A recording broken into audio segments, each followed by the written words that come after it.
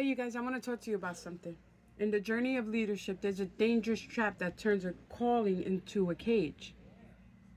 We see it throughout history and within the walls of our churches and organizations today.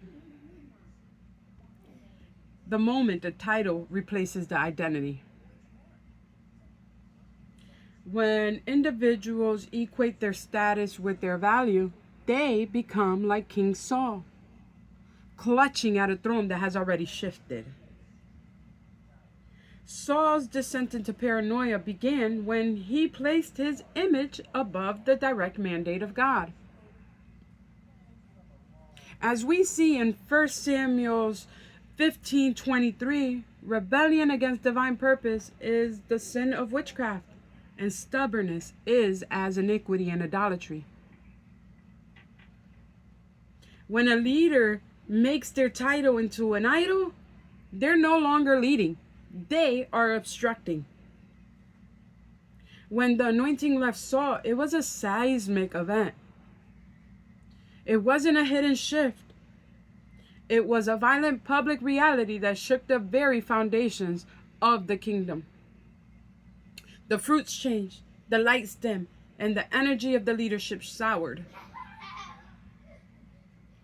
Yet the people around him, his own family, his inner circles, they chose to excuse it.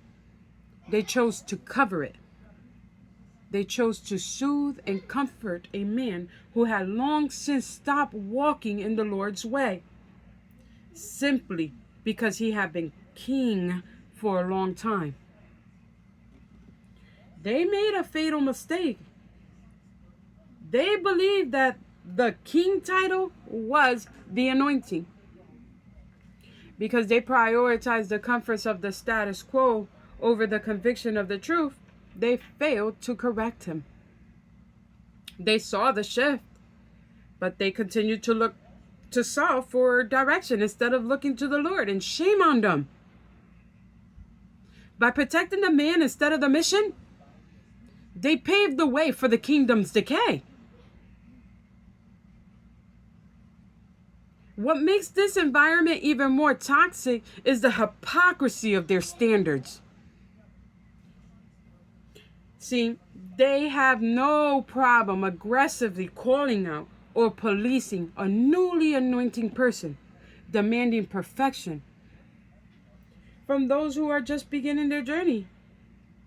Yet, for the leaders who have been established for years, even the one who is clearly walking the wrong, they offer endless excuses.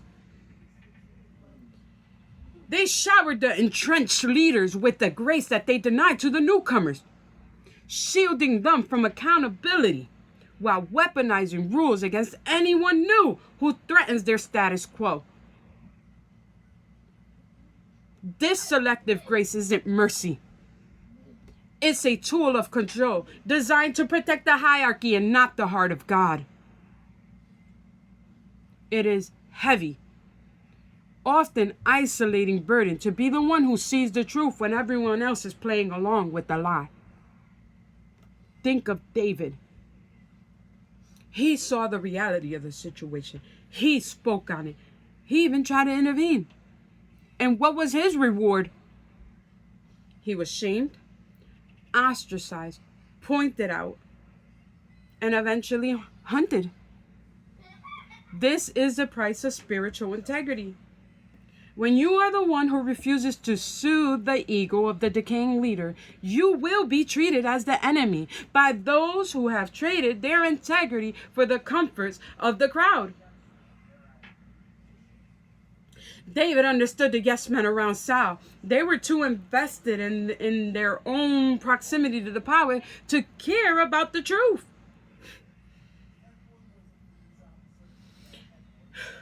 My own journey from growing up homeless and without a family to the work I do now, that has taught me that my value is not defined by an institution, by a title, or by another one's status quo.